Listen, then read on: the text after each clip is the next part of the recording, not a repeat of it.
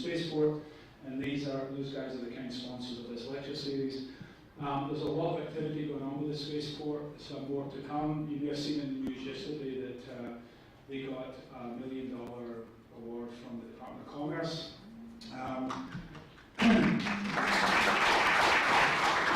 I'll give you applause, but they've done a great job, and this is sort of showing the federal government's sort of attitudes. I'm still talking until he comes back. There's a real support. You probably saw the paper this morning, if you were that way, we'll wrote a few things. So there's a lot of activity going on. We're hoping that there'll be some more news coming out. Next month, 4 weeks from today, March 23rd, we will have our next Spaceport lecture. It's a lady that some of you might know, Holly Gilbert, Dr. Holly Gilbert. Holly is head of heliophysics at the Goddard Space Flight Center, and she was a research scientist here the early days of me coming to Rice, actually, so Holly and I have worked together for a long time.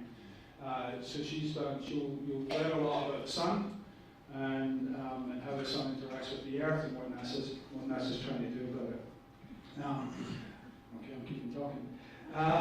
The other thing that was in the news yesterday you may have seen was the fact that they discovered 7 planets around a single star.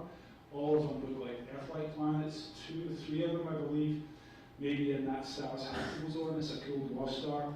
It's about 35 to 40 light years away, so it's a little bit of a long bus trip. But it just adds to the excitement of what we're learning about and the potential for life elsewhere. We're still searching for it in the solar system, and now we're at least seeing planets that might be good targets for other exploration later, whether it be dedicated telescopes looking for stuff in the atmosphere of those planets. We have a project going on here at Rice. I'm just talking about it because it's not back yet. Well, we're actually taking our expertise in how the sun interacts with the Earth magnetically, which will essentially be the focus of Holly's talk next month. We try to take that knowledge and apply it to these systems because astronomers, see if my colleagues here will hit me, they have a bit of trouble with magnetic fields. And what our argument is that you can't have habitability without the protection of a magnetic field, at least on the surface. You can have it in the bottom of the ocean. Chances of developing iPhones when you evolve in the bottom of the ocean are probably pretty slim. So we're trying to do all that together, and we're going to be working with a few people, and then I've got a man in my sights. So the next speaker is Rick Tumlinson. Some of you probably know Rick. He's a kind of constant presence in Houston, and now he seems to be popping up everywhere around the world every time I see him. The last time I saw him was in Paris. Next time I saw him on Facebook, he was in Abu Dhabi, and he's on his way to Luxembourg. So he's really a great promoter for space in general and what we should be doing in space. There's an intro I'm going to show you in a little bit. He can do a better job than I can. He's the founder of the New World Institute. We'll be hearing a little bit more about that. He's a co-founder of Deep Space Industries, which is one of the first 2, I believe, asteroid mining companies. There are some really interesting plans for that. We'll be hearing about some of these. And there's a whole bunch of other things, Space Frontier Foundation and so on. And Rick sort of, in some senses, came to prominence. He was very instrumental in a group of people who put Dennis Tito up on the Mir station, so one of the first space tourists. And that kind of drive to do these kind of things that haven't been done before in space and bring more people into the equation has been his focus for a long time. And we're going to hear more about that. I have to give him his Madonna welcome by playing this intro. So I will talk to you at the end, and enjoy tonight's talk.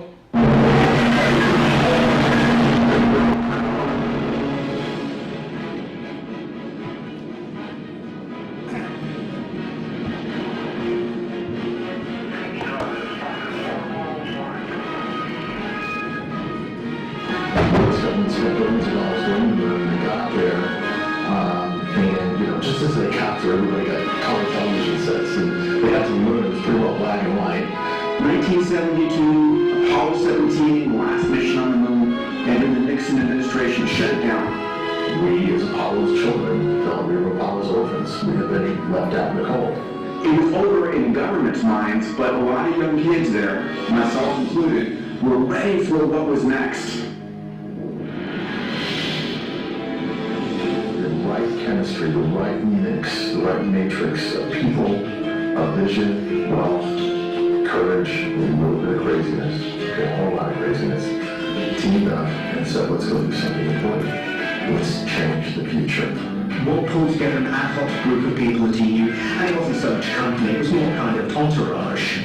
It was like they came up a band. We were going to negotiate a deal to open a frontier in a place that felt like a frontier at the time. Here you had a serious situation to take over the manned space station. Would you like the space station? Because I think we can get it. We had a mega business plan that was going to grow into probably the biggest business plan ever. The audacity of leasing a 130-ton space asset and privatizing it is the realm of science fiction.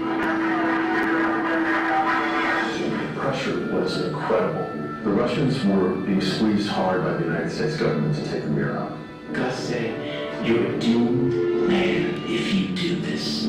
They're gonna come after you with everything they got.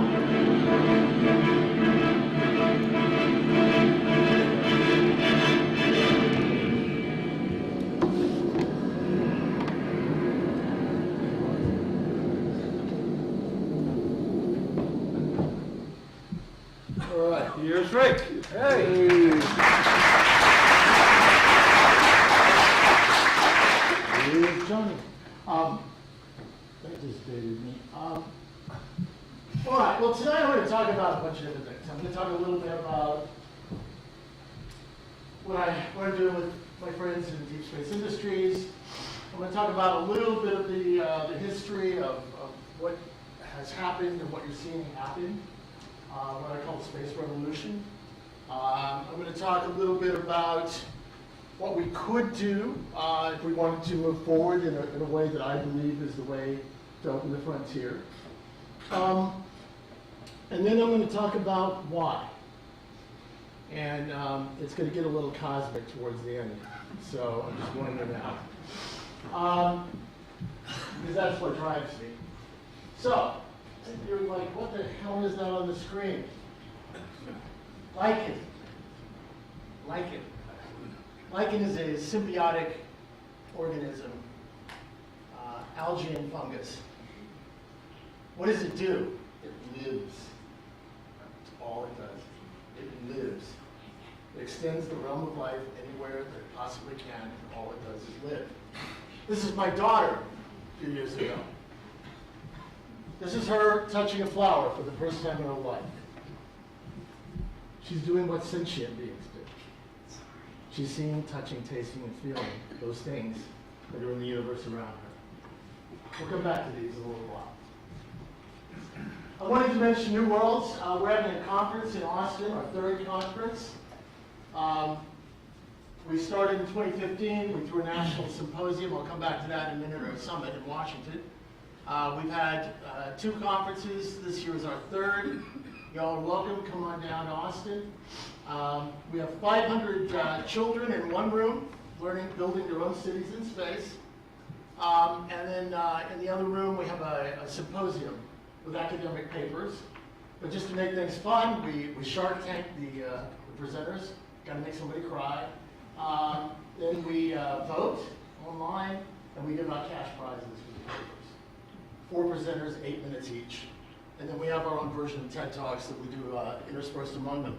The whole idea here is to look at avant-garde ideas, new ideas, in an acceptable way, in a way that has credibility. Last year we had Bill Gerstenmaier, head of human spaceflight from NASA, head of the NIAC office at NASA, several other people, the head of the lunar program from ESA, Bernard Foying, and several others that were chairing sessions. John Carrico from Google, who's their astrogator. We invite you to come to Austin and have a good time. But what New Worlds is about is creating the culture and the technology so that those who will climb on the ships that go to the New Worlds in the next 20 years will be able to survive and thrive on the other end. So we have one hell of a party at the end of it called the Space Cowboy Ball. And this year we gave a fellow by the name of Pete Wharton the first ever Space Cowboy award. Well, when you see who we're giving it to this year, it's going to be fun. We're trying to do different things. Speaking of different things, there's this. Asteroid mining. This is freaking crazy. This is nuts. Exactly. It's nuts. So why are we doing it? Because we're going to be doing it first. Because nuts is just a barrier you have to get across to do something new and exciting. This was nuts. You know, there was a time at the beginning of the period of the railroads where people thought if you went more than like 30 miles an hour, your head would explode. Seriously, it's basically proven by some people that that's what would happen. This is insane. Think about it. Metal and cloth, and you're going to fly through the air. That is absolutely bombing. And then we're going to go to another world. There's still people who don't believe that happened. Mainly watching Fox News. Anyway, sorry. And then this, the global mind. The global mind. Seriously, you're carrying one in your pocket. You are actually a part of a neural network that spans the entire planet now. You can ask any question, hit a button, and have the answer. So it's not science fiction, what we're doing. There's real money in it right now. Real people investing money. This is years old now. We're 4 years old now. Real sweat, real technology. It's being built right now. Now I want to clarify one thing. We are not planning to bring the materials of asteroids back to the Earth. That's not what we're about. We're not out there looking for gold and platinum and things like that. If you do the numbers, it turns out that that's a really difficult, challenging thing to do, especially in the early stages. And I'll come back to that in a minute. We're not bringing things back to Earth. Our market is in space. And after all, the universe does a really good job of bringing in the occasional asteroid for us. We don't need to do that. Now, while we're out there, eventually, we're going to have some roughnecks in space. And if it does come up, maybe we'll be out there and we can be the guys who can take care of the challenge for you. It's all about resources. Everything we're talking about tonight is about resources in the frontier. Use the resources where you're going to do the things you do. Now, back in the day, this was considered the spaceship of the time because it was going across a place where you would die. It was a very, very dangerous place. And I want to point out something. Given that this is the spaceship of the time, look at the motors. There are 6 of them here. These are the thrusters, right? They're propelled by native materials. If you had to bring the propellant for those thrusters across from the old world to the new world every time you were going to send out one of these spaceships, we wouldn't be having this conversation.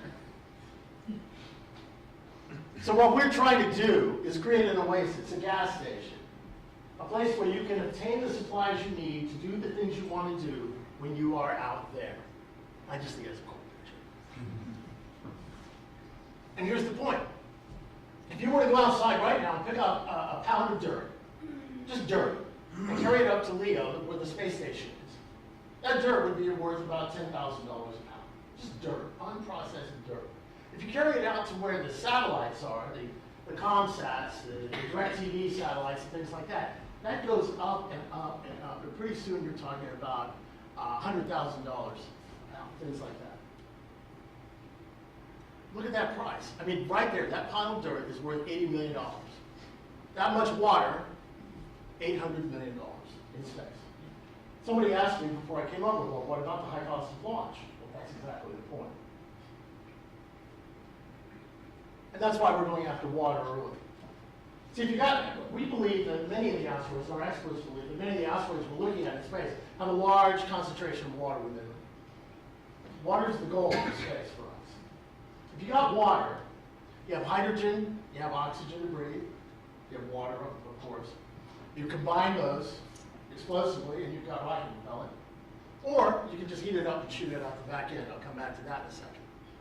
So that's what we're going after. Now this is our first spacecraft as planned as of now. We're working with the country of Luxembourg, which is one of the first countries to actively get involved in this activity. They put $200 million into a space resources program. This is a Prospector X. We hope to fly it in the first quarter of next year. Now, that is what is called a 6U. And I want to make the point that one of the reasons we're able to do this and to have this revolution going on right now is the fact that I've got the capability, more capability in this than we had in the Apollo spacecraft in my cell phone. This is called a 6U. That's 10 centimeters by 10 centimeters by 10 centimeters times 6. It's only that big. But we're going to learn a lot from that. Now, that's just a low Earth orbit demo. We're going to be able to prove our capabilities. It's got stereoscopic cameras. It's got a motor in there that's really interesting. I'll talk about in a second. And then we're going to do Prospector 1, which is going to carry us out to an asteroid. I'm going to go right now to a quick video. We'll talk about Prospector 1.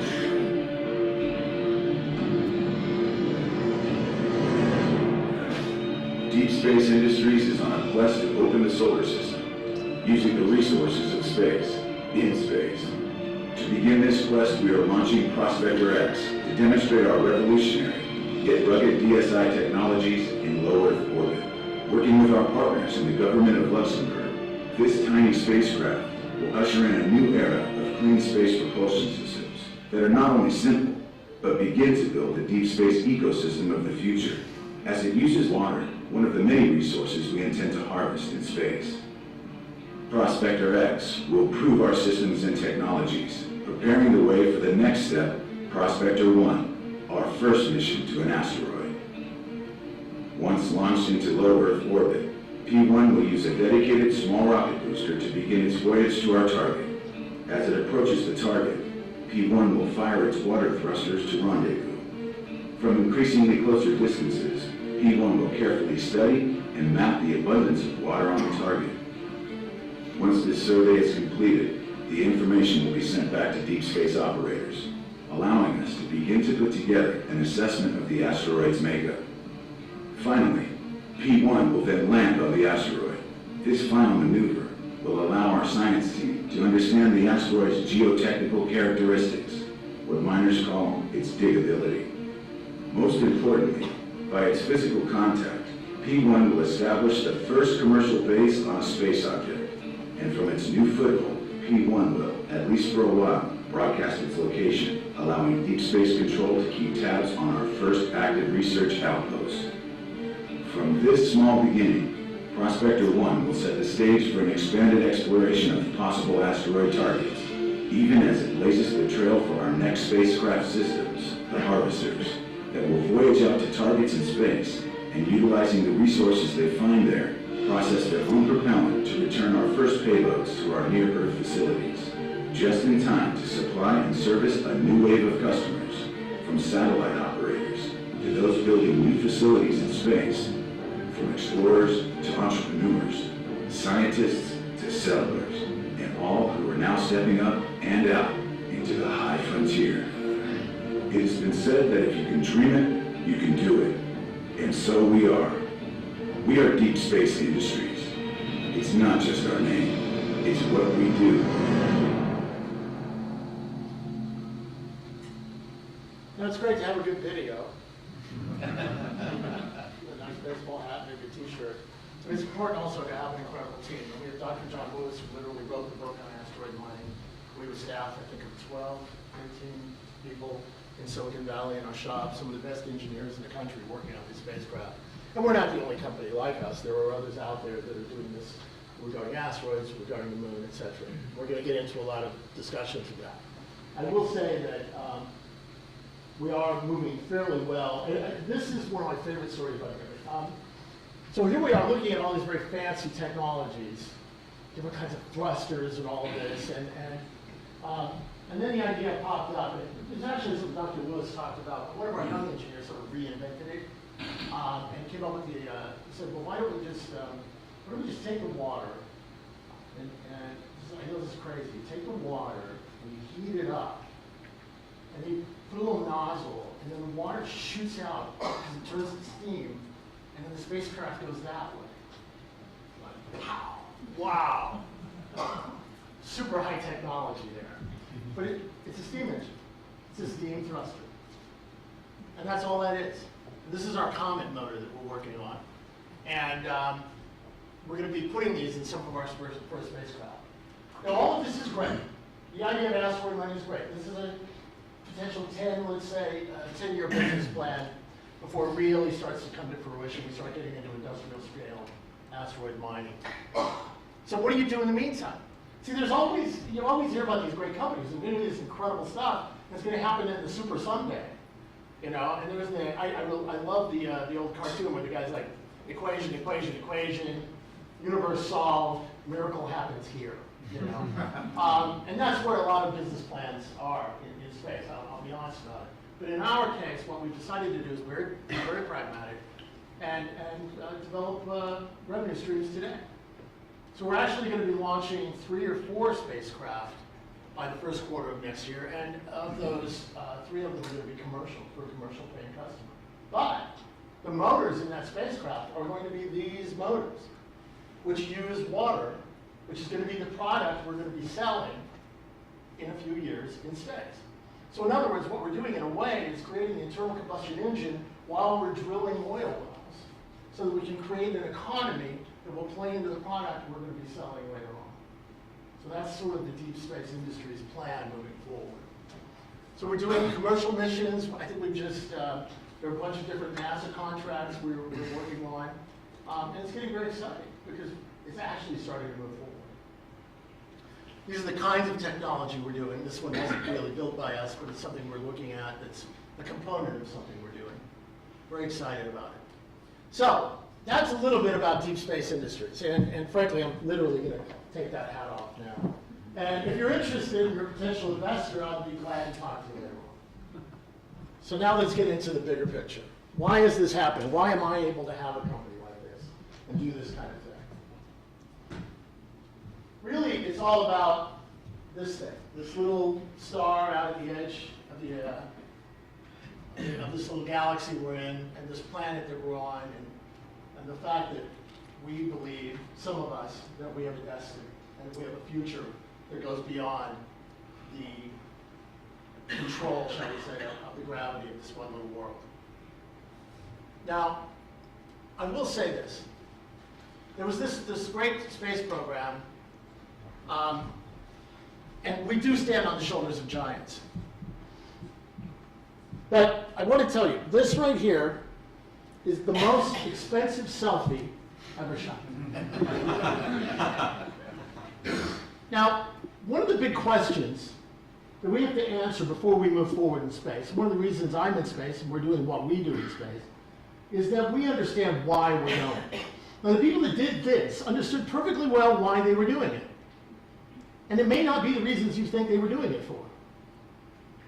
The entire Apollo program, from beginning to end, was designed to send this photograph back to the Earth. It was the most expensive selfie of all time. Because that photograph would send the signal to the people of this planet that the American free enterprise system was superior to the Soviet communist system. There's literally a recording of John Kennedy, and it crushed me when I heard it in a way, saying, basically, I'm paraphrasing, but it's basically, I really don't care about space. I just want to beat the Soviets. That was all it was about. And my friends who were in this program, and I know many of the astronauts who did this, and many of the people that worked on it, did an amazing and incredible job. They did something unbelievable. They made something incredible happen. They knew why they were going, they knew clearly what their destination was, and they knew exactly what it was all about. The problem is, afterwards, there was no plan. And so at the end of the day, all we had was what I call flags and footprints. That was it. And if we don't understand why we're going into space now, why it is we're doing what we're doing now, at the end of the day, if we should make it, let's say, to Mars, all we're going to have afterwards is flags and footprints, except the sand's going to be red. And there are people today who don't believe we ever went to the moon, as I said before.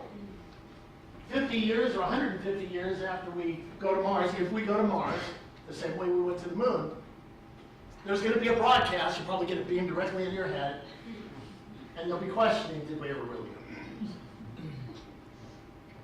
You see, it's something we really have to understand. We have to know why we do these things. Why is this important?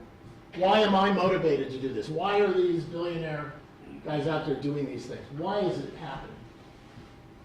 And to do that, we have to break out of the cage of our thinking. See, the hard thing about space isn't space. It's not the technology of space. It's not fighting the gravity wells. It's not building spacecraft. The hard thing about space is our thinking. It's all about the way we think about it. Because we could go. We could be doing all kinds of things out there. We just haven't decided to as a culture yet, except for some of us.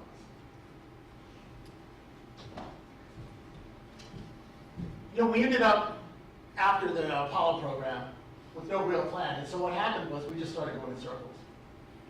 See, because without a clear vision, without a clear mandate by which everything could be judged, then people just moved in and said, well, I want some money for this, I've got jobs down here, I've got a space center in Alabama, I've got a space center here in Houston, et cetera, et cetera. I've got to keep these people employed, we've got to keep going. Because there was nothing to judge it by, other than the fact that the port was going to keep coming in.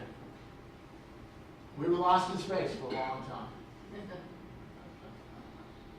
So eventually, some of us worked very hard to do this, and I know I'm not going to make a lot of friends in some quarters with this. We worked very hard to bring the shuttle down.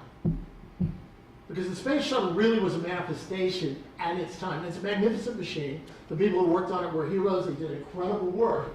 But it really was simply a manifestation of the fact that we really didn't know where we were going. We were just going in circles, round and round. I think it was Tom Paine, or it may have been Augustine, who said to my friend Jim Muncie and I on a phone call at one point, this was after the first shuttle disaster. He said, I'm afraid that the program has just turned into us going into circles until another shuttle falls out of the sky. That's it. So we had to end it. We had to move on. We had to clear our brains. In 1995, I was lucky enough to be invited to testify in front of Congress, and I called for all transportation to and from the space station to be commercially provided. It wasn't like I was some genius or anything. I was just speaking for this community, the frontier community. And it took us 17 years. We had to change laws, we had to change all kinds of policies, we had to change minds, we had to change thinking, and then Elon Musk was able to fly to the space station. This wasn't the end. There were a lot of people lamenting, oh, the program's over. No. It was just really getting started. What's interesting was getting started and being started by people who were building on the legacy that this created. I love this planet, and I really want to move beyond it and go out there and do something important. And it was this shot, and shots like this, that transformed the thinking of a bunch of us who were children at the time. Sitting in front of the television, watching people walk on the moon, seeing pictures of this little tiny blue marble floating in space. There's transformation. You have to understand that what was going on at the time. We were engaged in the middle of a Cold War. So you're sitting there under the threat that the entire planet is going to get wiped out. That was a very real thing. When I was a little child, we had to hide under desks. My father worked for the Strategic Air Command. It was a terrifying thought, and it was always in the back of people's heads. We could go at any minute. Somebody could press the button. And so you're a little kid, you're sitting there and you're watching television. What are you seeing? Well, you're seeing this. You're seeing Vietnam. You're seeing terrible things going on. But then you're seeing some people walking on the moon. That's awesome. That's cool. They're walking on the moon. Right? And then you're seeing this. There's a Cold War going on. We could die at any minute. And then you're seeing this. Voyager, Galileo, we're going out into the solar system. We're breaking out. It's incredible. Now you're also reading Robert Heinlein and Isaac Asimov and Arthur C. Clarke. And these things are going into your head. You're a little kid. It's rolling together. And it gets even better because now you're being terrified because, oh my God, the world could end tomorrow. Union of Concerned Scientists counting the clock down, down, down. The world is about to end. What? Captain Kirk is the universe. Think about it. You're a little kid. You're watching this. You're flipping the channel. This is real time. You're seeing these things going on. Now, which are you going to choose? Which one's going to make it into your head? And by the way, Captain Kirk is going out there in the future, but they're in space now, going on the moon. They're driving around on vehicles. Oh! And here comes Harrison Ford. And Leia. When I was a kid, she was hot, man. Think about it, though. It's all rolling together in the mind of a child or a teenager. It's all rolling together. There are people driving around on the moon. So during this period of time, this was the 70s, late 70s, a gentleman wrote a book called The High Frontier. And in this book, he said, why not go out into space and create human settlements? You don't have to be NASA to do this. What if we could just use the resources of space and create a new civilization? Now, the reason he was able to say that was during the 70s, we were also being promised something. We were being promised a thing called the space shuttle. We were being told at the time, you can look this up, it's historical, that there was this vehicle called the space shuttle that was going to fly 50 times a year. It was going to be between $110 a pound to get into space. Think about that. Your savings, you could just go buy a ticket and go into space. We thought it was coming. That was how it was being sold to Congress at the time. We bought it. We believed it. It's like that scene in Animal House where they're like, oh, you screwed up, you believed this, right? We believed it. And this book set us to thinking. And Dr. O'Neill would bring us together every year, every 2 years at Princeton, and we would have a conference, and we would talk about how we were going to go build these colonies in space. And by the way, there was a kid in Seattle who had a book club. Okay? His name is Bezos. Come back to him in a minute. This was one of his books that he was selling. But you see, the program at the time looked like this. Let me put it this way. What if we had started the computer revolution the way that we started space, and we stayed that way? Because this is what it would look like today. You see, the government basically enabled a lot of the technologies that allowed us to have the internet revolution, the computer revolution. What they do is they gave it to the people. But what if they had kept it in-house? You'd have like aging computer-knots and computer centers located in strategically powerful political cities around the country. And they would be putting in the punch card. Each time they did it, it would be like it would be in the news that night. That, punch card number 23 is put into the program. We're waiting for an output. But what they did was they gave it to the people, and this is what happened. It broke out. The people, and now you can get great pictures of kittens and things like that from your background. Well, we broke out. The people by being allowed to put their minds onto it, by being allowed to focus on it, came up with more than millions and millions of creative things we could do. We broke out. And that's what happened in space. By the way, this is a vehicle that was built by this guy. It's not an accident that it's called the Falcon, Millennium Falcon. This was one of those kids that was sitting in front of the TV. I was one of those kids sitting in front of the TV.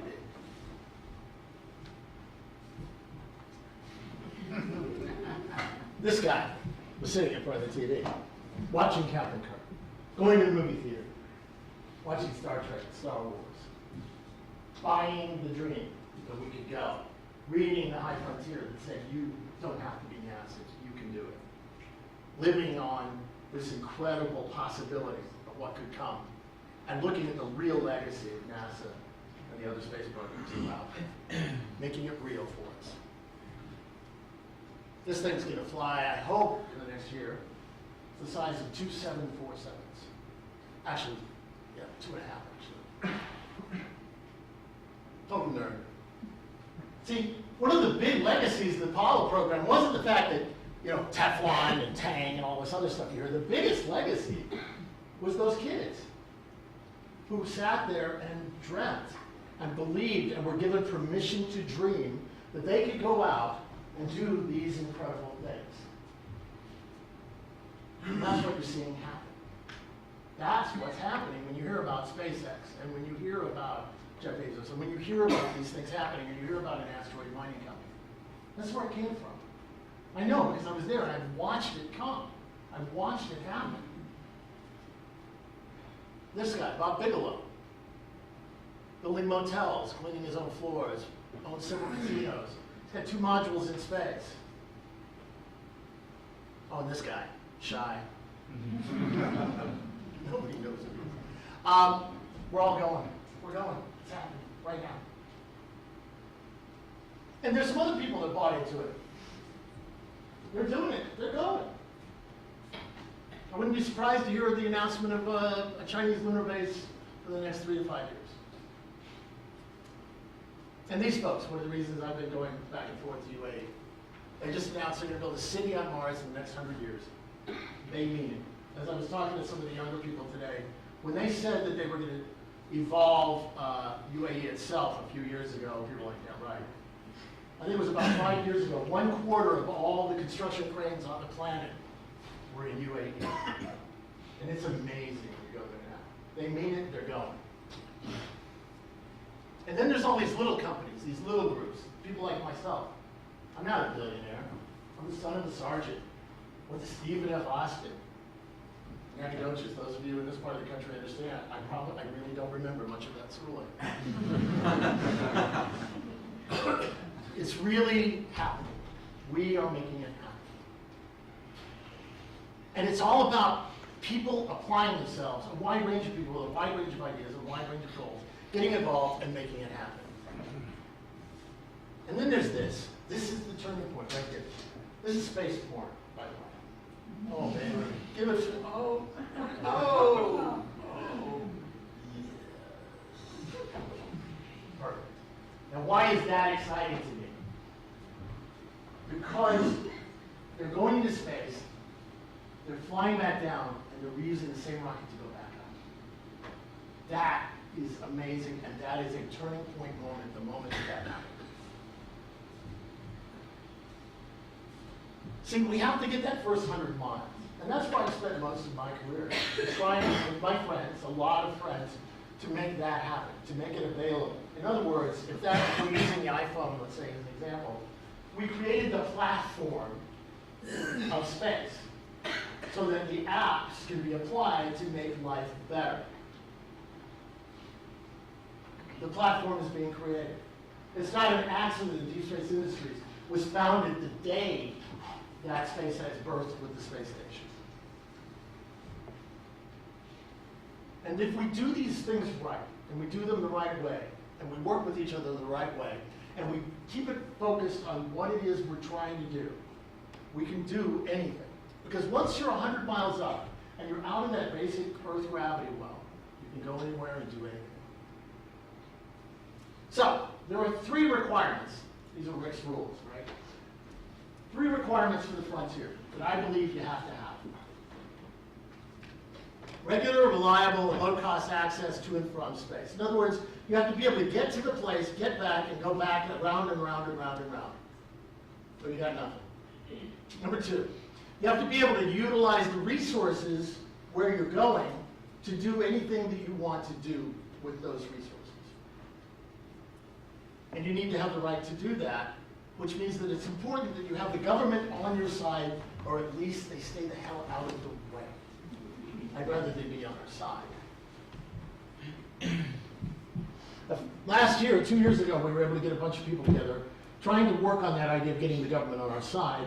And we held a summit in Washington. We had 100 people locked in a room. There was literally a sign in the back that said, no launch vehicle discussions allowed. You can't argue about what your favorite rocket is. You can't argue about your favorite planet. You can't talk about your favorite political party. And we got a bunch of people that were leaders in the space field, and we got them to use what they call the S word here, settlement,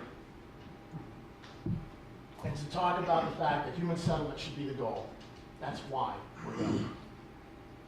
Now, what's really interesting is this was actually in the law in 1988. For 4 years, we had a law that stated that the goal of NASA in space was human settlement. The administrator at the time hated it because it gave him an actual metric that he had to compare his program to. And that was not convenient. And so it was later submitted under the Clinton-Gore administration under the Paperwork Reduction Act. The problem was the activists and the people that cared about space were so busy fighting over what the rocket du jour should be that was going to save the day that this happened in silence and nobody noticed it and it went away. So we're trying to get it back in again. We made it all the way through the House and Senate, to a committee that was going to decide on putting that into the NASA Act this year. And my congressman in Austin, who sits on the House, who was the chairman of the House Space Subcommittee, one of his staffers got it next. So we're going to try to get it next year. And we get that in there. Settlement, it's the goal. But what we did get, and this is the incorrect name, the original Asteroid Act was the introductory name, was we did get a law where, and I gotta tell you, you think what I'm doing is nuts? The fact that in 2015, the House, the Senate, and the President were all able to agree on something and they signed it into law. That's nuts, that's crazy stuff. They signed it into law that they would recognize our right to go out and harvest space resources and utilize those and be able to use them in the market. That was an amazing thing. Now Luxembourg has come out with theirs, UAE is coming out with theirs, other countries are following suit, and pretty soon we're going to be able to have a coordinated legal regime for doing these kinds of things. Because it's very important. We need laws so that we can operate within them in terms of investors. They need certainty, they need to understand what's happening. It's not like we're trying to go out and be anarchists. We're trying to do something important, and we recognize the need for the right kind of structure and regulation in government policies. But we have to break out of the cage, and that's what it's all about. We have to change the way we think. So for example, when I'm dealing with people who are pro-environmentalists, and by the way, I'm a tree hugger. I'm an environmentalist. I used to be that kid, literally when I got out of college, I was a volunteer for Greenpeace. I was the guy who would shove my foot into the door as the housewife tried to close it and say, "Don't you care about the whales?" That was me. Now I'm a tree hugger with a gun because I'm from Texas, but hey. But we have to think of things differently. It really is a manifestation of shifting the way you think. It's funny, I just watched that movie Arrival, which I recommend, by the way, where you get into a different language and then you can start to think differently about things. We need a new language for the way we perceive and operate in the future. So for example, the rise of humanity and the expansion of humanity around the world so far has often been characterized by an industrial, shall we say, attack on what you might call the ecosystem, the living systems of the earth. And so we've created a mentality that that has to be reined in, we have to control that, things like that. But that's the opposite of what happens when we leave the planet and go into space. We have to have a new conversation.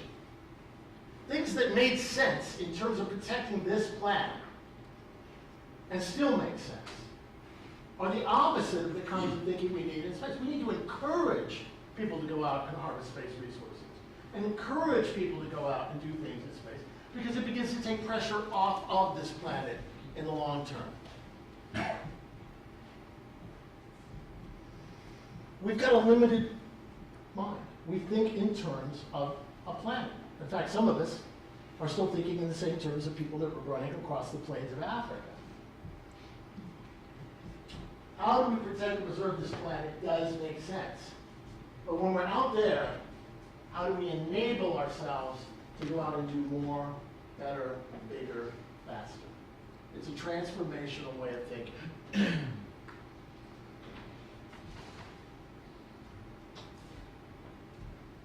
And it's really about free enterprise as well. Now, when I'm sitting in The Hague, and I've been up there, we've had meetings, and our legal counsel and myself, we go up there and we have these meetings. People are talking about, well, we have to make sure that everybody gets a piece of everything as we do it. And that's a great way to make sure nothing really happens. Free enterprise actually does work. The cell phone is a perfect example. They're everywhere. And can you imagine if every time somebody did anything with the original cell phones, that they had to give a portion of their profits to everybody in the world to make sure that everybody shared in the profitability of this new technology called the cell phone? It wouldn't have happened, and the actual citizens of the countries where those taxes were being levied on from and allegedly to support would never have had a cell phone. It works. Free enterprise works. And we have to apply it on the frontier.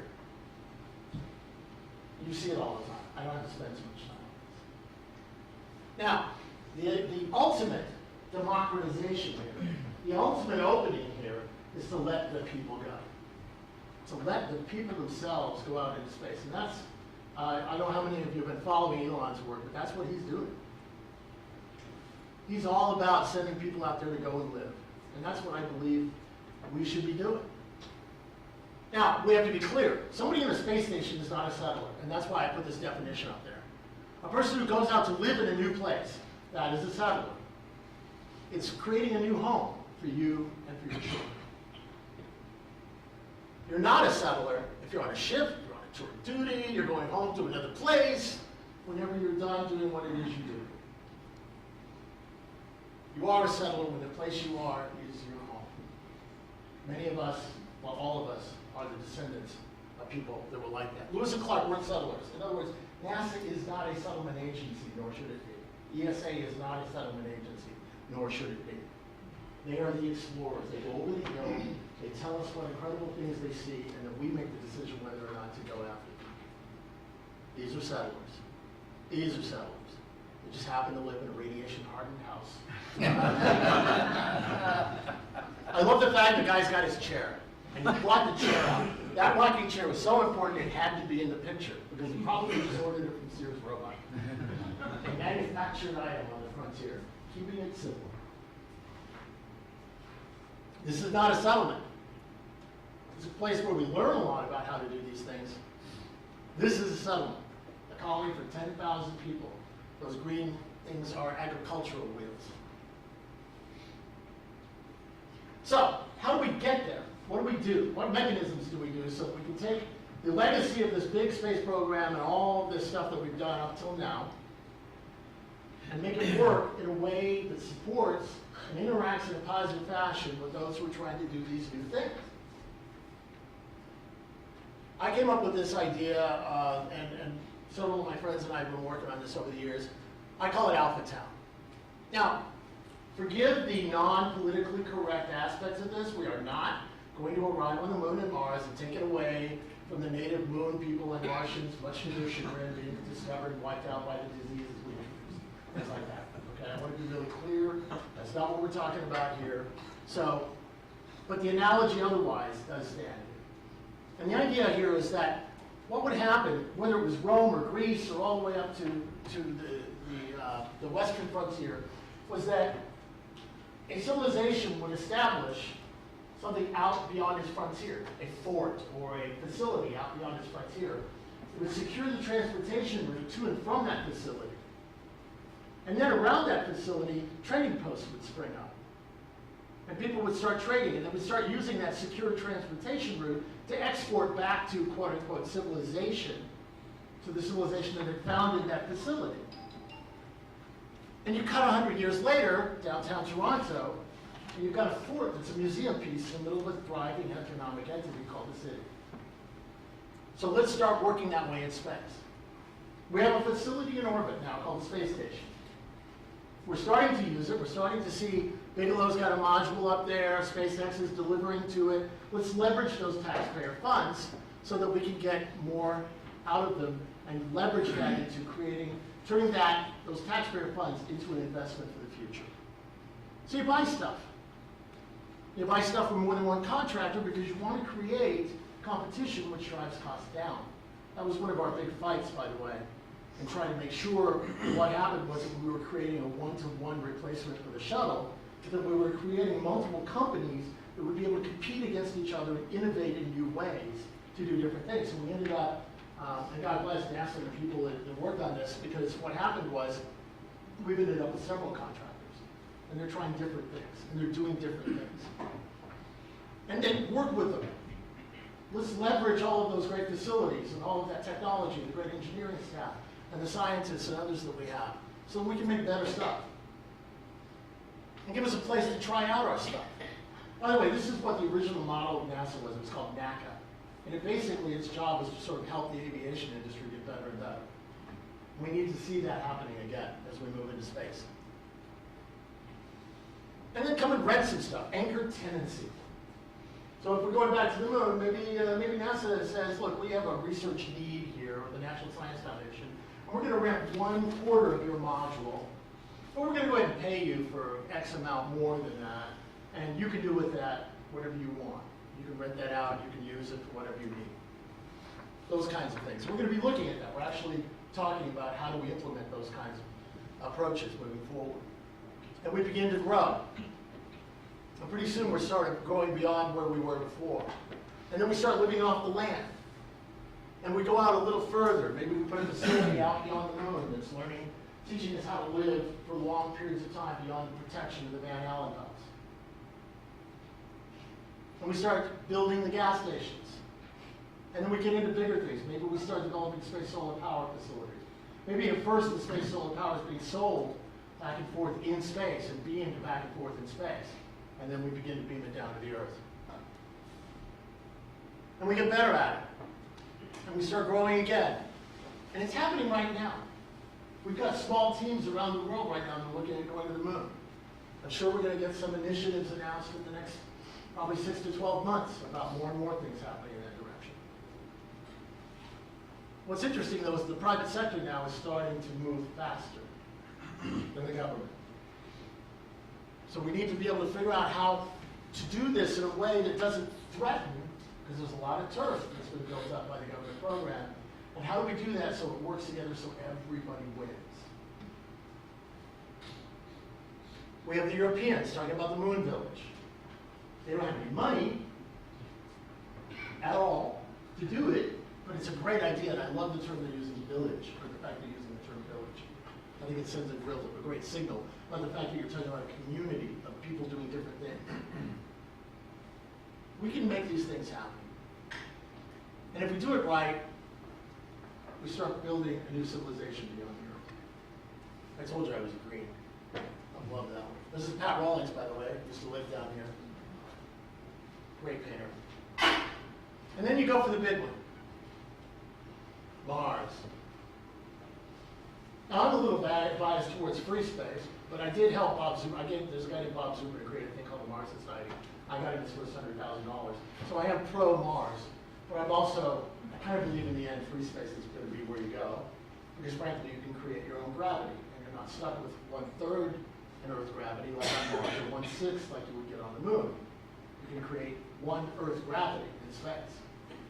But as you see when you look around this planet, people go where the hell they want. They're going to go to all kinds of places, and they're going to do amazing things in those places. And not one of them is better than the other. They're all in interaction. It's not like when we came to this world, it'd be like, Connecticut is great, Ohio sucks. You know, we're all going to go somewhere. We're all going to do different things.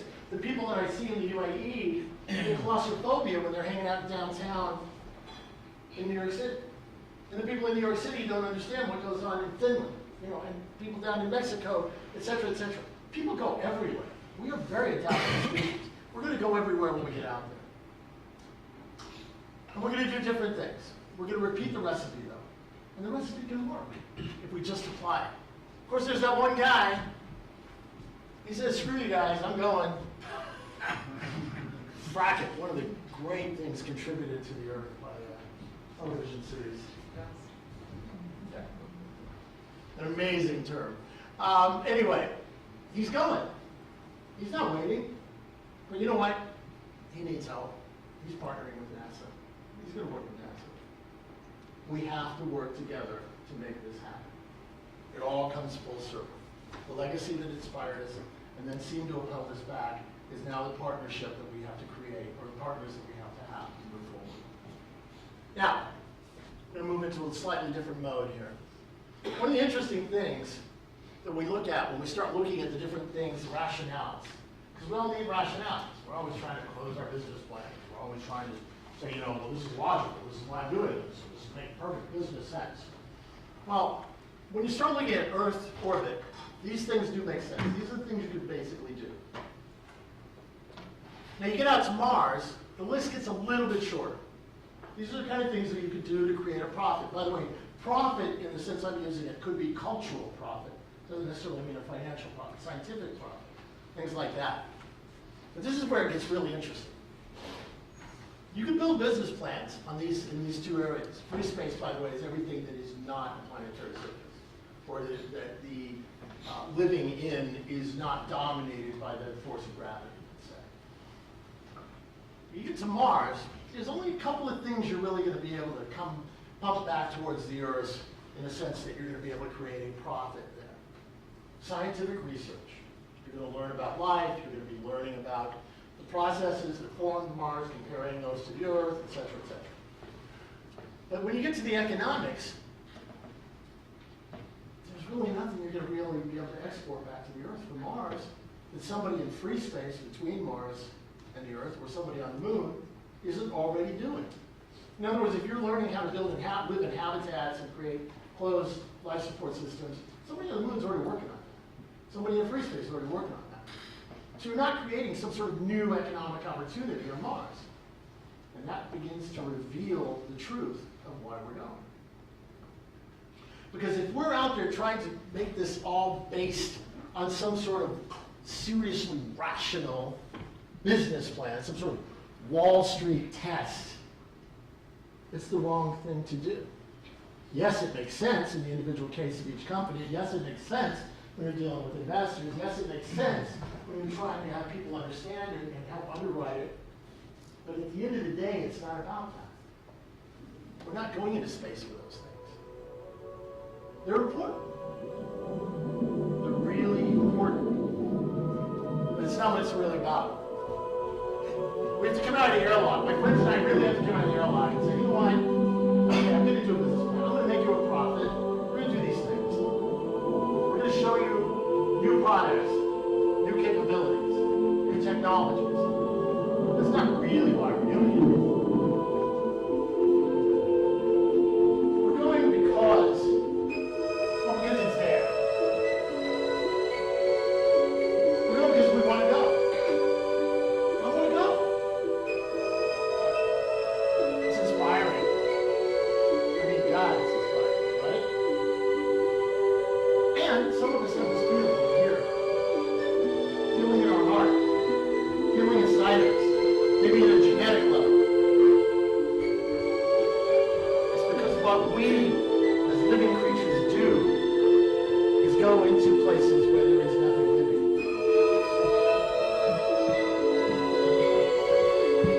I believe I'm going into space because I have to go.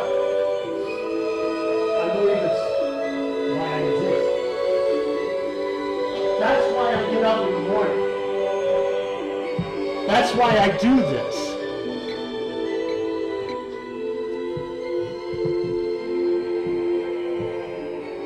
And those of us who are alive today are in the middle of building a bridge to the future that the entire species will be able to take, to cross over into a new place. Every technology that I'm going to show you right now in the next couple of minutes is a real possible extension of existing technology. There is no beam me up sky here. These are all things we can do. And by the way, unless we have great defenses, we're going to be living under the moon, under Mars, not on the surface of the last level.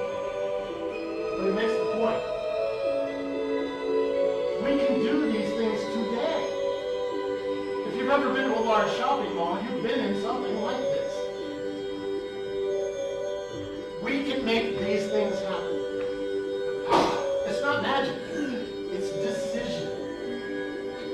It's simply deciding that we're going to do something different. A colony with 1 million people in it, rotating to provide Earth gravity, using the power of the sun. Amazing things we can do. Amazing things we can build. It's all an extension of today's engineering technology.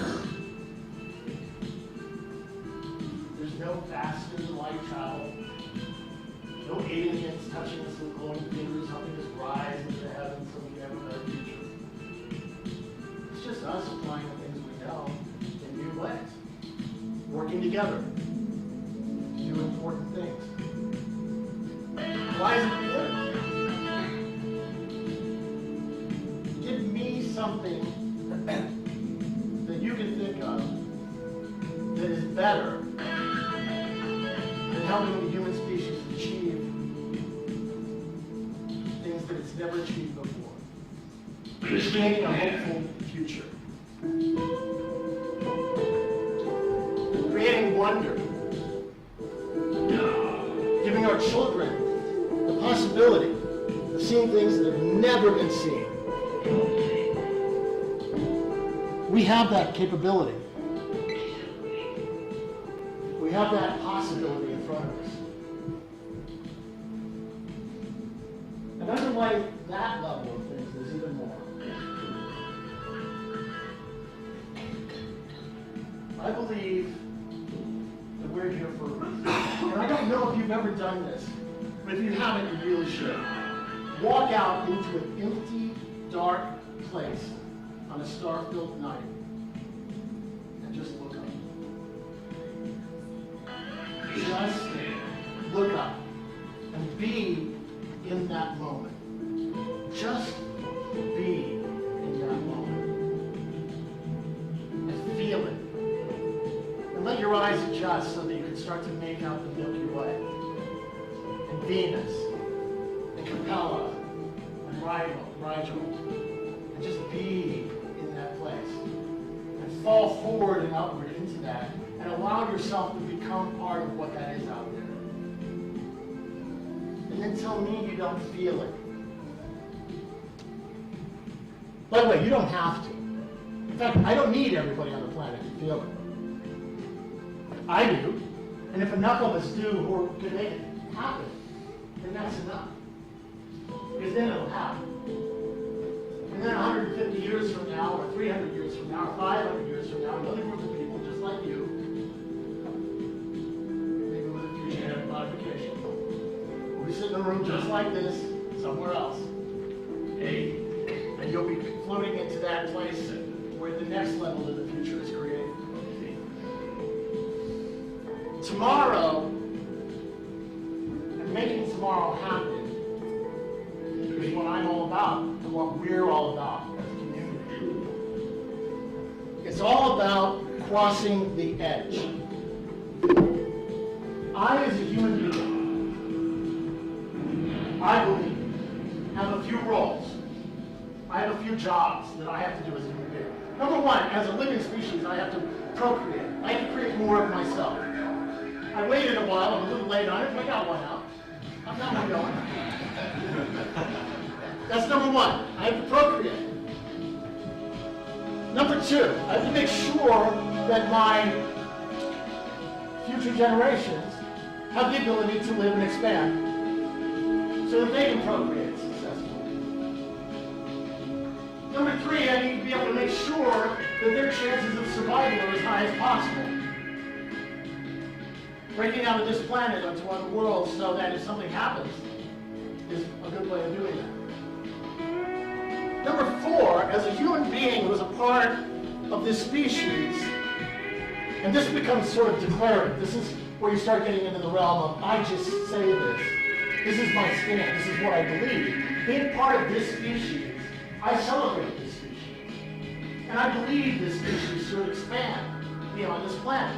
That's just my declaration. There's no evidence of that. There's nothing I can prove about any of this, by the way. But it is my belief. I also like our civilization. Now, you have to keep in mind, we're only like 150 or 300,000 years from the point where we were running around crashing in the heads of other beasts that were trying to eat us outside of our day. I mean, we're not that well advanced. We are apes with rockets. But we seem to get better and better and better. Yes, one physical act, pressing a button, can kill more people than we ever would have imagined in the past. But the number of individual physical acts and those kinds of motivations that go into that seem to me, when I look at history, to be getting a little bit better, or a little bit less. And we're getting a little bit better at being human beings and get along with each other. We're trying. And what's really interesting is each time we move into a new place as a species, we do get a little bit better. Because you get to try out new things in those new places. You get to look at new ways of being. You get to experiment with new ways of interacting. Where do you go to try the next thing after democracy that isn't owned by somebody else on this planet? Where do you go to try new ways of creating civilizations that isn't already a part of somebody else's on this planet? You got to think about that for a second, because we're in this one, and it's really hard to think about what that would be like, any more than a peasant living in Europe would be able to understand us in this room having this conversation now. in a society like ours from where they stood then. But then it gets even bigger than that. I believe, as a human being, my job is not just to protect the life of this planet, but to carry that life out into the universe. I believe my job is to take these amazing creatures and organisms and all this ecosystem of which we have been given stewardship, shall we say, and have not done very well at, and not just protect it, but carry it out there where there is no life. But it gets even better than that for me. I believe that the universe itself requires my existence. I believe the universe itself, if given its own, shall we say, druthers, would eventually just be a place full of matter and energy, either in a constant state or moving away from itself until the next Big Bang, forever and anon. In other words, it doesn't exist. Because it's given existence by the fact that I can say it exists and have a conversation with you about existing. I mean, look at it this way. If a tree falls in the forest, you've heard this one, I know you have. If a tree falls in the forest, is there a sound? If a tree falls in the forest, it's basically the translation of a vertical organic structure to a horizontal position. And as it happens, space impact, it sends out sound waves. But they're not sound waves, they're just waves. They only become sound waves when they hit our ear, go into our tympanic membrane, and get translated into electrical signals that go into our brain, and they're then translated into the term sound, or whatever language we speak, whenever that vibration is translated. And what does that mean?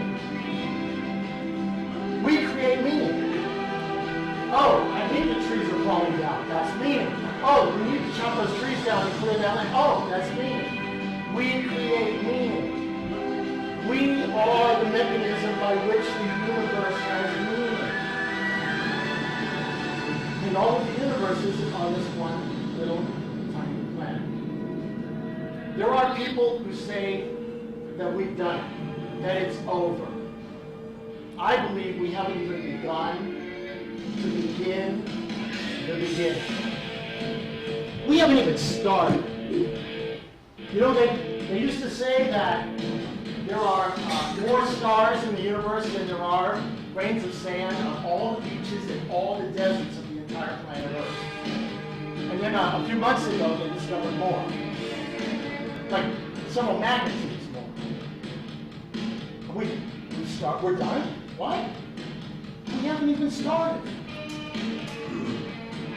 That, to me, is a reason to be. It is a reason to live. It is a reason to get up in the morning and to create a new future. That's why I do what I do. That's why we do what we do. Because that's out there. This tomorrow is waiting for us. And what's really great about it is giving the lens of history, being able to look back at what took us from those apes playing on those planes and all the things we've done wrong in the past.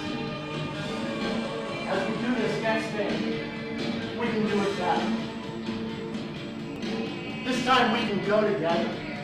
For the first time in the history of the human species, we as a species can do something together. This time we're not taking it from anybody. We're going out into places where there is nobody, and we're bringing ourselves. And the galactic overlords really don't want us to do that.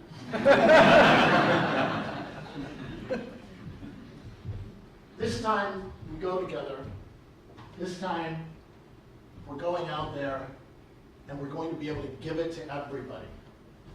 We are getting the chance right now to create an amazing future. You live, all of you, of all the ages I can see out there, including some of the youngsters back there and some of you who have obviously been around a while up here, in the most important period, not only in the history of humanity, but the history of life itself. Because we are at the exact moment, within probably a 100-year span that we're bracketed in right now, where we have created the technologies and capabilities to utterly destroy the entire planet, and at the same time, in the same cultural setting that allowed the minds of the people that created those technologies to develop those technologies have spawned or created within other minds the ability to take those same technologies and expand life into the universe for the first time in human history. And we're in that moment right now. So the decisions we make, the things we choose to do, are going to be what decides the future of humanity forever. And we get to do that right now, by taking actions right now, by doing things right now that change the future. That's why I do what I do. That's why my friends do what they do. And that's what you're witnessing right now. We may not all get it all the time. We may not be able to espouse it all the time. We're still trying to explain ourselves in terms of business plans and things like that. But right now, the future is occurring. And it can be magnificent. Thanks.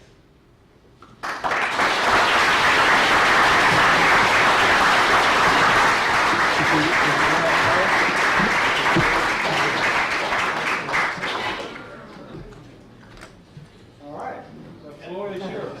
Quite a journey we just went on. Quite spectacular. Who's going to be first? It doesn't want me, of course.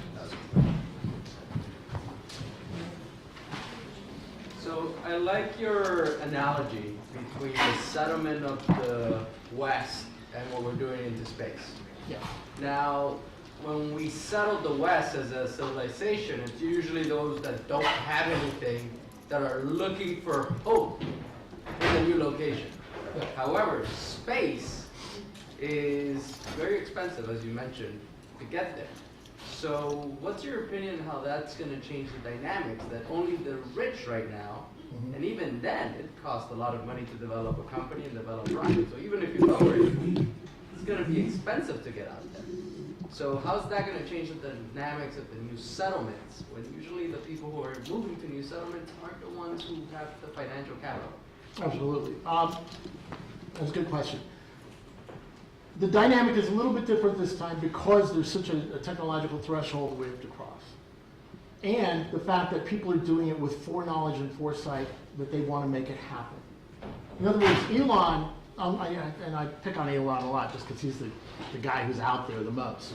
But I think some of the others feel the same way. He said in Mexico City, in Guadalajara, when he announced his plan to send out these ships, that he was taking his entire fortune, everything he makes from Tesla, Solar City, and SpaceX, and putting it into these vehicles to make sure that he could push the costs down so that people, for about what you would pay for a house, could buy the tickets to go.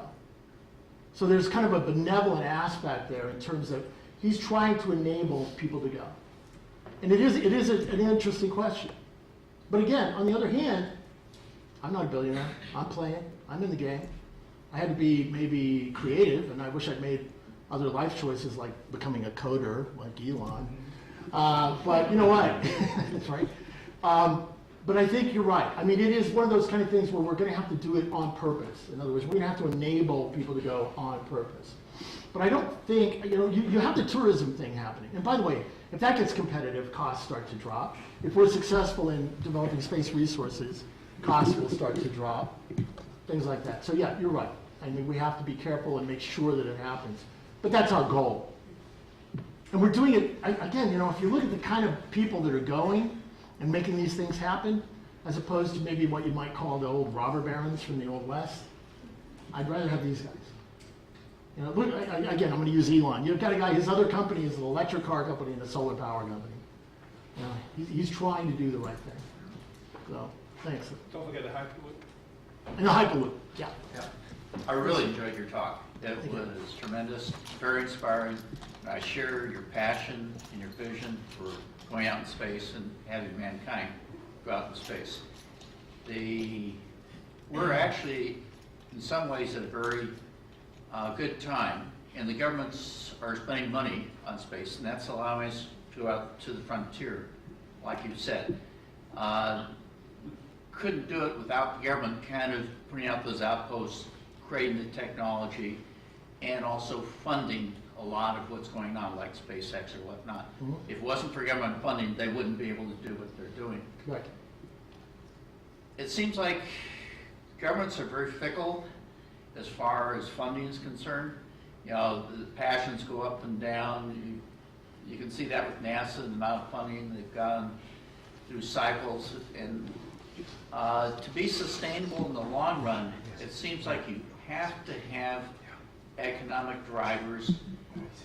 Government, for just to say, we're going to space, we're going to do knowledge and all that, they'll do it for a while, but the passions in government can kind of come and go. But I think in the long run, it really takes economic drivers like communications, like mapping of the world, like tourism, and it's the economic drivers that will be the sustainable, long-term thing that actually get us out into space. Government's going to help us get there. So if you look at long-term economic drivers, is communication, satellites. I should also say military is probably another economic driver as far as a lot of nations are concerned, as far as value is concerned. But is there anything else besides tourism, communication, you know, GPS, mapping that's going to really be a long-term driver to get us out into space? It's interesting. Everything you said is true. Economic drivers are incredibly important. And we need to, I mean, we've sat around for years racking our brains. How do we make this happen? You know, we were doing the mirror, and we kind of got, we had a technology when we took over the Russian space station that was going to allow us to keep it up there very cheaply, and we were blocked by the State Department. It was called electrodynamic tether, and it would have allowed us to basically not have to pay for 3 Progress propellant tankers a year, and that would have saved us enough money to really get into building what we wanted to do. Because we were going to use the mirror as a construction shack, and we were going to get into on-orbit satellite servicing and all these other businesses. And then, so that was taken away. We had to sit there, and I remember sitting in the meeting going, how the hell do we do this? And it was like, well, maybe somebody would buy a ticket to go, you know? And it's that kind of thinking. We just had to sit there and get creative about it, you know? And so at one point we had Jim Cameron, Dennis Tito, and the guy who does Survivor. They were all like looking at things they could do on space. We were just getting creative, trying to figure out what we could do.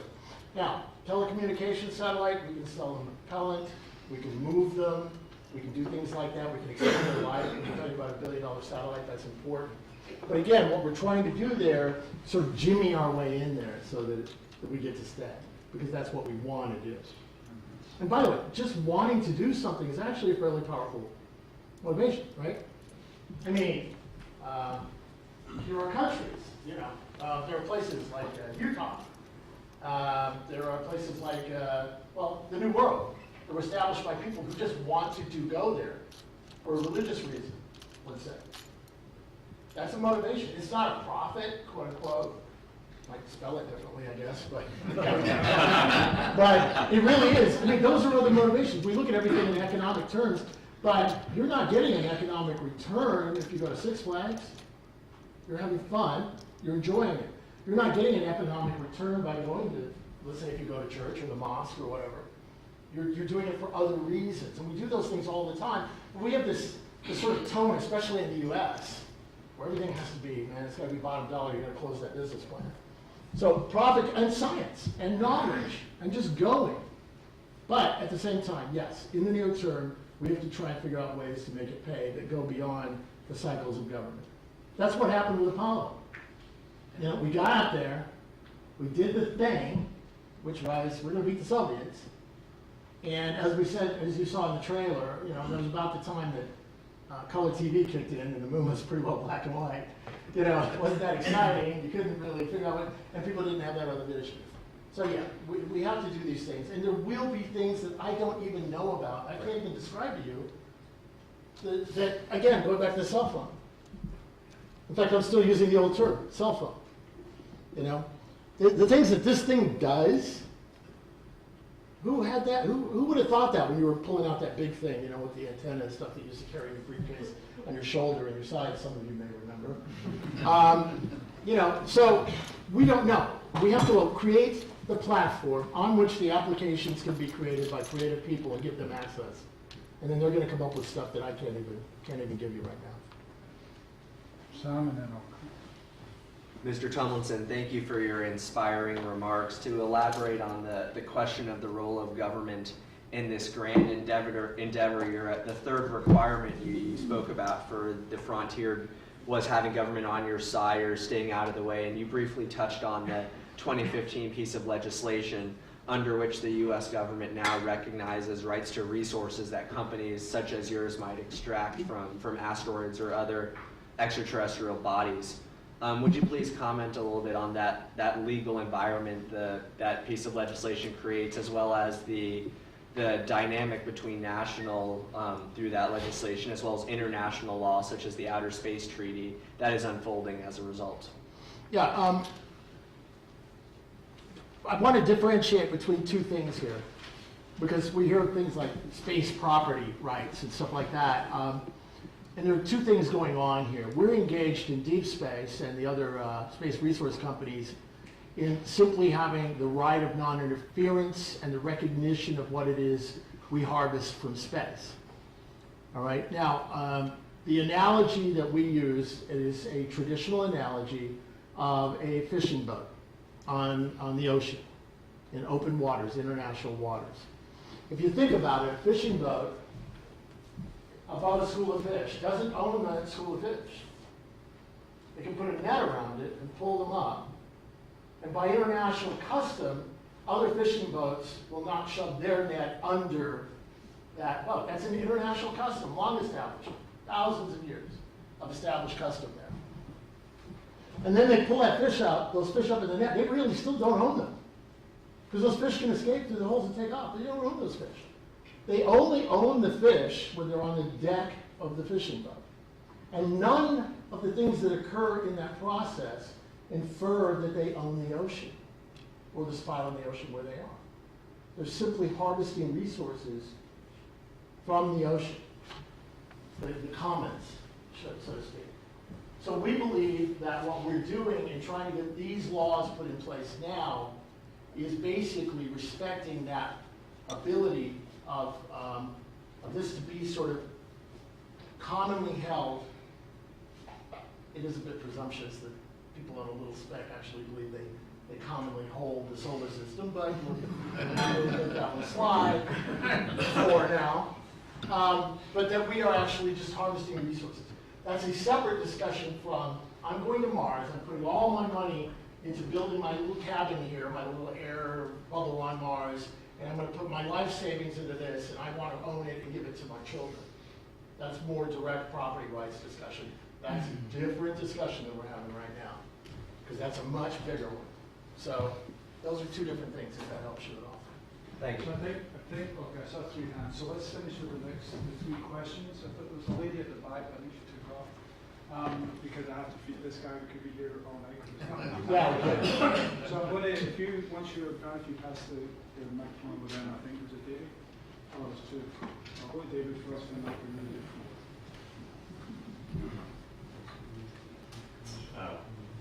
Oh, yeah. Sorry. I want to thank you also for the presentation. That was incredible. Thanks. Your dream is my dream, and I'm actually doing my master's here at the Baker Institute of Public Policy. And so when you talk about getting the government on your side, things like that, that's kind of the angle that I'm trying to come at it from. It's what I think I'll do with my life.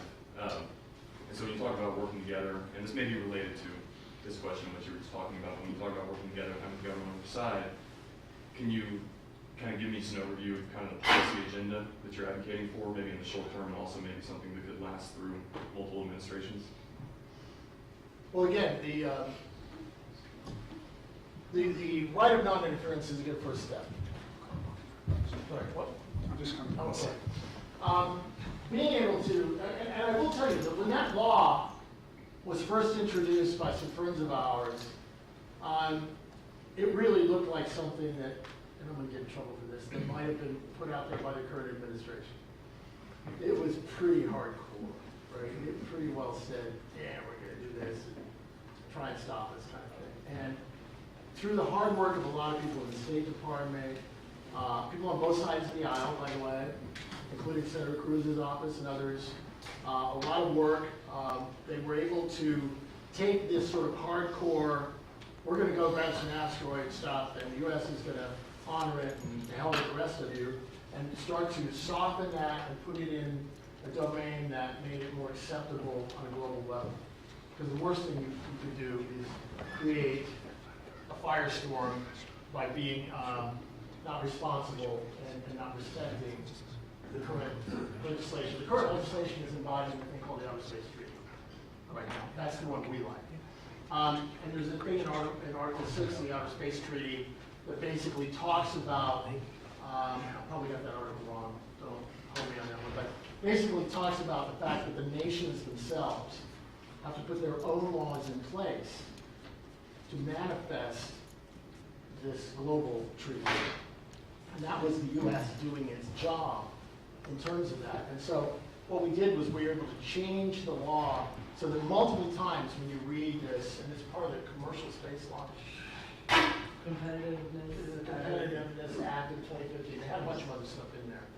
And what it really does is it just says, you know, we were within the right to use. The word use is in the treaty, and we love that, because what does that mean, right? But we can use the resources of space. And so we're respecting that. There's a lot of work to do on that, and we're really going to have to get it hammered down. Because frankly, I've had investors, for example, and I know other people have too, who say, look, I know you can get there. I know you can build a spacecraft. I know you can I know you can do all of it. But I don't know if once you dig it out and you start to sell it, that I'm going to have the right to do that. And so that's important. Plus, there's a social permission, shall we say, that people have to understand in a broader sense that what we're doing is a benign and benevolent act. That we're not going out, we're not, what is it, Carl Sagan used to say this about O'Neill, and I'm sure he would have changed if he had lived. But he used to say that Jerry O'Neill is a robber baron who wants to plunder and pillage God's solar system, precious solar system. Because he just wanted us to look at it without touching it. He's a cosmic voyeur. But the fact is that what we're doing here is something that I believe is very positive and will allow us to do things. I mean, imagine if we can do space solar power. And we can move from combustion-oriented energy creation here on the Earth to capturing the sun's light and beaming it back on the Earth, things like that. So, yeah, I mean, there's a lot of legal stuff we're going to have to deal with moving forward. It's a constant thing. But what's really interesting, too, I got to tell you, is we'll go to an event, and there'll be like an academic professor, and they'll talk about the theoretical, you know, you're doing this not for the good of mankind, blah, blah, blah, blah, blah, and that country will take that position until they have an entrepreneur show up in their country who wants to go do it, and all of a sudden they'll flip. I've seen that in about 3 different places already. You know, so, oh, well, now we like it. You know, like the original law, there was a law that was called the Moon, it's called the Moon Agreement, it's not the Moon Treaty. It was started by what were called the non-aligned countries back in the past. And it was basically sort of a socialist approach to space. And people like China and others were on board, you know, with that. And now they're a completely different place. So, you know, we'll see. One last comment I want to make on this. I have to tell this quick story. Again, I like getting in trouble. So I'm in Dubai at a UN event where we're having this conversation, and I met with the Chinese, the minister, who was not the minister, but the person from the ministry who's in charge of policy for them. And he was explaining to me in very lofty terms how important it is for China to be able to make sure that everyone is represented at the table when we're talking about international rights and in space, and that all voices be heard in a shared communal airing of the understanding, of respecting each other's rights and abilities in the international domain. And I was just dying to say, how do you feel about islands in the ocean?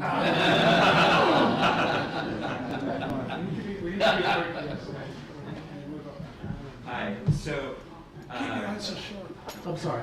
Short answer. One of the things I find really interesting about the commercial drone industry is it's defined by baby boomers. So how do you foresee millennials and the younger generation changing the face of the commercial drone space industry? Yes. Is that good? No. Do it better. How do I see the millennials? Well, frankly, some of the generational companies that are coming out now are founded by millennials. Okay. Okay, definitely. Companies like Made in Space. There's a lot of different companies out there that are springing up. One of the things that has happened is, for example, Space Frontier Foundation and some of our friends, Megan here and her partners, have been putting on business plan competitions for space companies. And those are largely millennial-founded companies. And they're getting large cash prizes, they're getting shredded by judges, and then their plans come back and they're better and better. So really, yeah, it's just engagement. It's really just engagement. And you need to do it fast. Because I do believe we're at this critical moment in time, and we're going to lose those people that created the legacy before we get far enough along on this. And I really believe, so go start a business, man. I know you got an idea.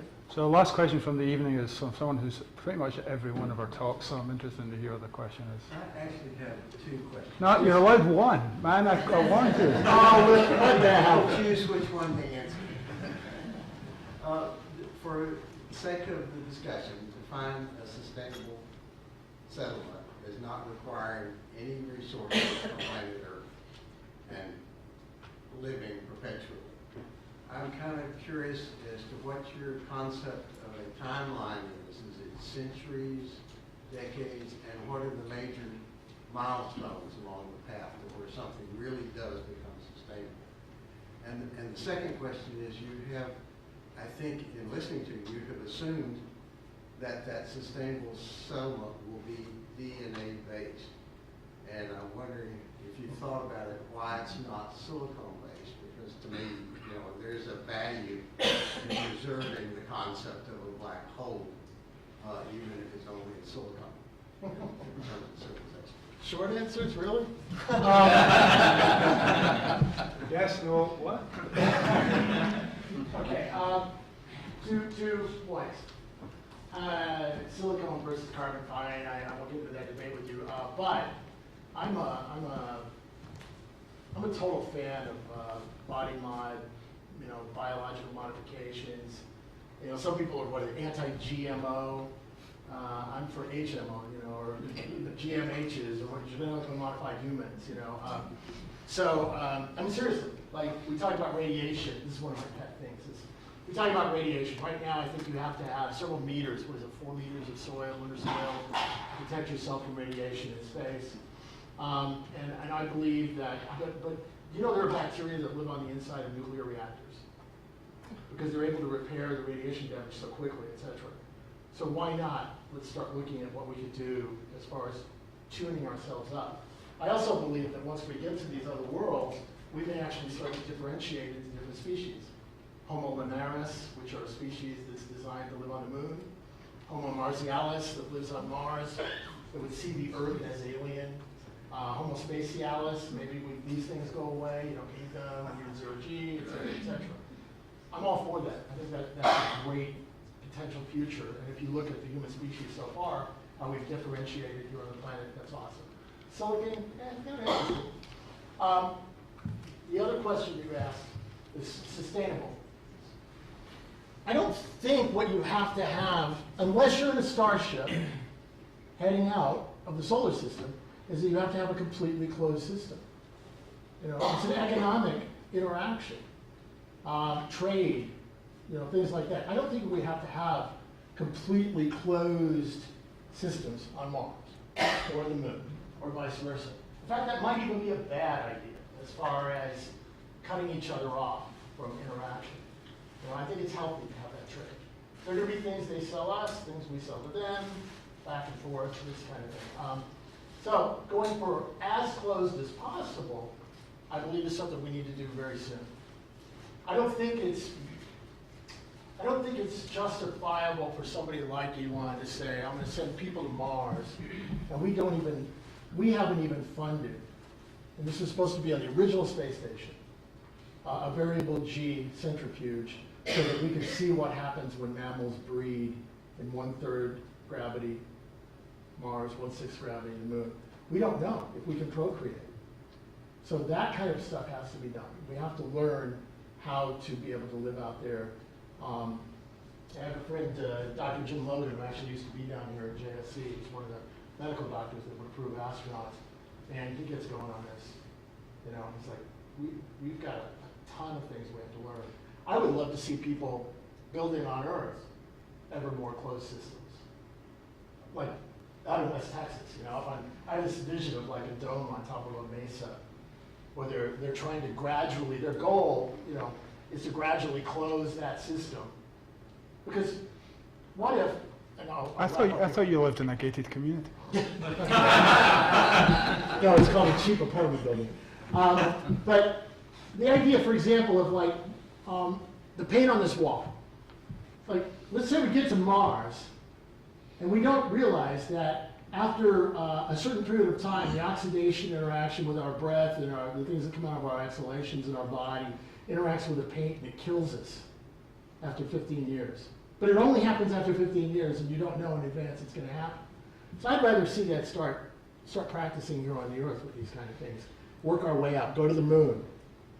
Practice living on a dirty, high radiation vacuum environment on a planetary surface, and then learn our way out.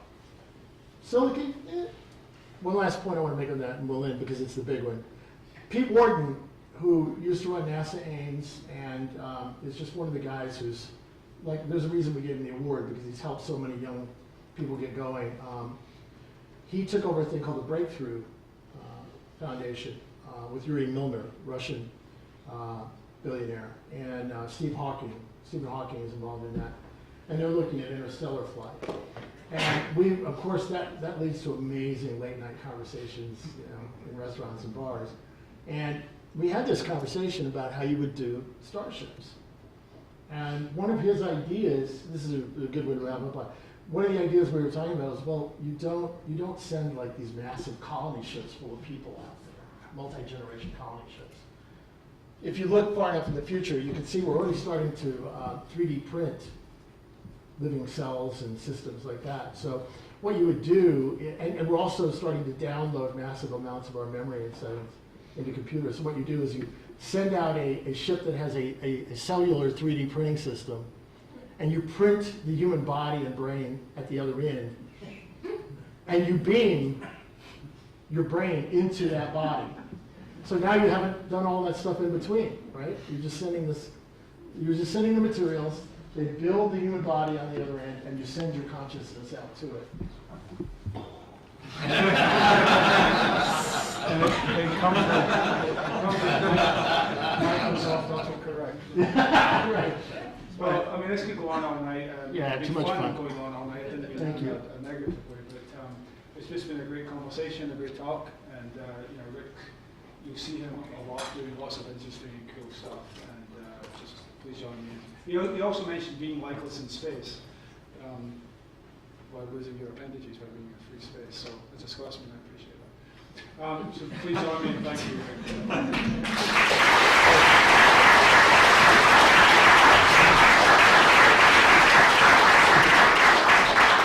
See you in November.